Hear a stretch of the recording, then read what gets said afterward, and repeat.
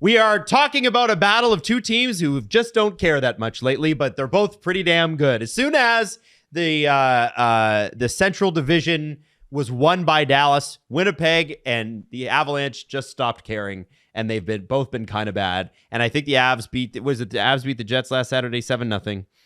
Other way around. Oh, sorry. Jets beat the Avs. Jets beat the Avs. Okay, there you go. I don't know why I said it that way. I'm struggling today. Struggling. Yeah. We've recorded a lot. You're forgetting. I'm exhausted. Let's talk about who we like here. I'm going to start with the Colorado Avalanche, who have just two crazy top end players that have had 100-point years, and one that almost became another 100-point player. Cale Makar is going to score 100 points at some point in his career. He's completely ridiculous. 76 games. Had he not been out for those 6 games, my bet is he's pushing 100. Mikko Rantanen, 103. Nathan McKinnon has not yet won a Hart Trophy, 138 points. Man, there's such a strong argument for him to win it this year. It's crazy.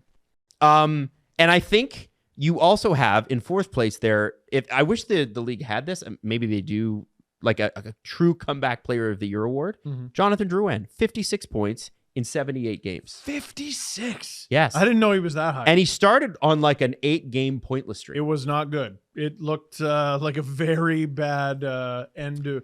Like, honestly, it looked like the end of his NHL career. It did. It did. And you got Casey Middlestad, who was traded to them mid-season. Mm-hmm. Val Nichushkin, who came in later. This is a... Ross Colton, who's been a good ad. This is a stacked team. Yeah, really like that Ross Colton ad for Colorado. I mean, honestly, like the two most unfortunate series. Well, there might be a really bad one in the Pacific. We just don't know yet at the time we're recording this. Listen, the 2-3 seed series is always going to feature at least one team getting screwed. Yep. And this honestly might be both. Yep. The Jets have played well enough to not have to play a team as good as the Avalanche this season. The Avalanche have played good enough to play a team that's not as good as the Jets this season. But too bad, so sad. You're on a collision course. And this might be the most exciting series of the first round. Just really, really, really high-end talent. Battle of the Blue Pants. Battle of the Blue Pants. I really, really, really, really like Winnipeg's defense and goaltending. Mm-hmm. I don't love the goaltending so much for the Avalanche. That'll be fascinating. Justus Annunen had a .925 save percentage in 13 games. There is a far greater than 0% chance Annunen's the one who ends this series for Colorado. Wow. For better or worse.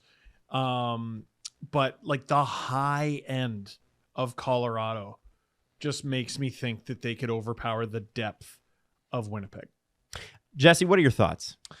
I think when you mentioned the high end of the Avalanche and like, yeah, they got all the stars and everything, but I look at the Winnipeg Jets and I say they got stars too. They got guys who can put up points, and I'm not afraid that Kyle Connor, Mark Scheifele, Nikolai Ehlers, Josh Morrissey won't show up in the playoffs. Like, I think those guys are ready for this series, and I trust the depth of the Winnipeg Jets more. And you touched on the goalie situation. It's not great. No. Georgiev, I believe, is going to finish the season below 900 save percentage, and they played him like I think leading the league in wins too. Yeah, they played him a shit ton of games. I think he's gonna hit 63 games played or something stupid. Like, it's not a great goalie situation in Colorado, and I think that's gonna be their downfall early on in the series. And I don't know if they're gonna be able to come back in the series if Winnipeg's able to get a hold of it early on. This might be the best fan series. Like the best in-arena atmosphere. Oh, for both sides? Yeah. Easily. Yeah. Colorado and Winnipeg, get out of here. Looking at Hellebuyck and Laurent Brossoit's numbers, and I bring up Laurent because if Hellebuyck were to get injured, he'd jump in. Their save percentages, Hellebuyck, 921 save percentage. Brossoit with like a Mika Kiprusoff number here, 928. Holy shit. And that's in 22 games. That's no joke. In 2024. Yeah, amazing. Wow. Connor Hellebuyck, Marty Brodeur would love this. 60 games played this year. So he's not being babied. Fewer than Georgiev. Yeah, it's crazy. Somehow. Both teams added huge at the deadline. So you've got Toffoli, you've got Monahan for the Jets, just two of the names. You've got Parise, you've got Middlestat for the Colorado Avalanche, and Sean Walker as well. Yep. What do you guys think? Who do you think did a better job loading up to play each other at the deadline? Who do you like better based on how they fit into the system? I'm gonna say the Jets. Mm-hmm. They needed to load up front because they had a clear strength. It was, they were the hardest team to score on in the league for the vast majority of the season. Whereas Colorado, there's still an incompletion with them, with the not knowing when it comes to Gabriel Landeskog. There were times down the stretch where it looked like he might come back, and who knows? Depending on how these playoffs go, I don't even know. And if he were to come back, where would you even put him? Right. I like what Colorado did. I really do. I believe they got Yakov Trenin too. Low key, kind of a nice ad. But I just think the Jets did a better job of addressing their weakness. Jesse, what do you think?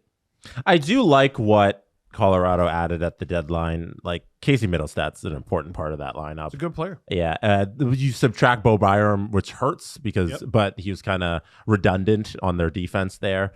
So I do like what Colorado did at the deadline, and losing Curtis McDermott is like nothing, but I don't think he would have been too valuable. I think he's more valuable to the Devils. Speed.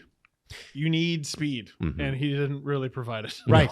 Right. The toughness, though. The I'll beat your face factor. Yeah, I don't think the Avalanche are afraid. All right. So let's take it to the predictions part. Gentlemen, who are you giving? Oh, man. This is a tight series. I hope it goes 7, purely for the fun. And if it goes to 7, it's going to be tight. Often comes down to goaltending. Unstoppable force versus immovable object. I give the edge to the Jets in 7. I also had Jets in 7. The Colorado Avalanche, they're going to finish the National Hockey League leading in goals for per game. Nobody has scored more goals than them this season. And I look at them up the Winnipeg Jets and I say, you know what? Jets can stop them from scoring goals. Wow. The Jets can stop them from scoring goals. They're going to win the series. They have Connor Hellebuck. They have a great defensive system there in Winnipeg. I trust their defense to hold fort and them to get enough goals to just surpass what the Avalanche are going to do. So, yeah, Jets in 7. And if that happens, that's the series that Pierre-Luc Dubois won for them.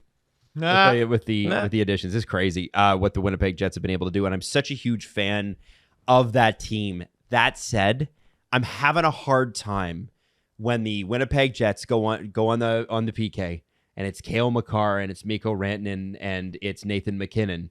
Tell me that doesn't get done most of the time. Tell me they don't score. They're animals. So I agree with you that it's going to be 7 games, and I agree with you that Winnipeg's goaltending is better, but I think that Nathan McKinnon and his band of merry scorers are going to take care of business, and I think it's the Colorado Avalanche that get through. This will be a war. And we have an official prediction from producer Drew. What does he say? He is the resident Avs fan at SDPN, so we need to get this in here. Producer Drew says, guaranteed he has the Jets winning. Jets in 5. Told you. He says their depth is too much for us to handle. Wow. We're a one-line team. Jets in 5. The more Drew wants the Avs to win, the worse he says they'll do. This is his defense mechanism. He's screwing it. I like that.